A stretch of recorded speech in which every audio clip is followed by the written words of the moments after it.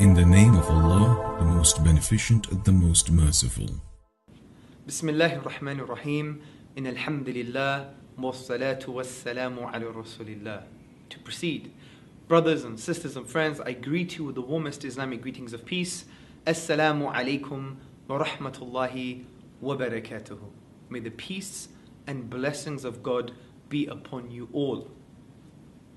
My friend is an atheist, and he says, I am an atheist. That's very interesting, because the minute he says, I am an atheist, actually proves God's existence. Why? Because who is this I? Who is this conscious being? What is this conscious being? What is this unified conscious reality that says, I am an atheist? And that's a good question, because I would argue consciousness implies God's existence. Now, yes, we know the brain works, and not only does it work, but it helps us concerning thinking and thoughts and feelings and memories and dreams. We know this. We know that we have electrochemical activity when we eat, when we talk, when we feel pain. This is all true. But there is something mysterious about what it means to be you and me, what it means to be an I. And that is called the hard problem of consciousness.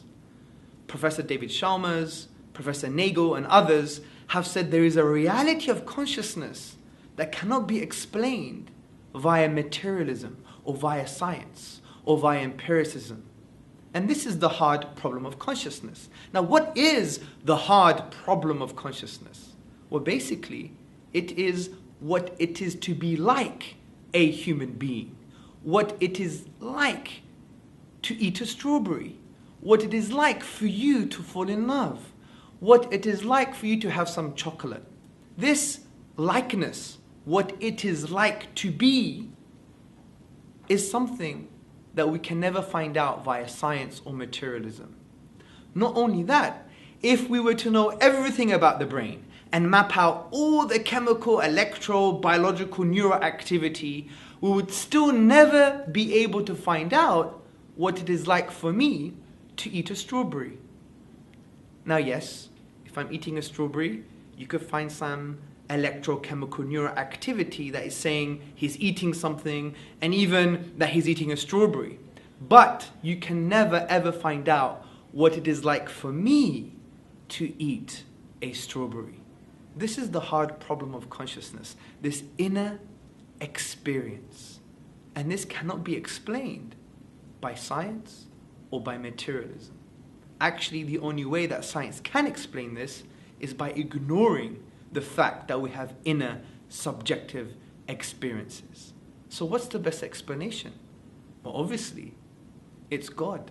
Because if in the beginning of the universe, all you had was just matter, and you rearrange these chunks of matter, you will never get mind, you will never get consciousness. But if in the beginning of the universe, you had an all-aware being, then it follows it can create matter and create consciousness, and that they can interact together. So this is why God is the best explanation for the fact that you are you, and the fact that you can say, I am an atheist, because the I means that you have a subjective, conscious reality and experience, and that's only best explained by God.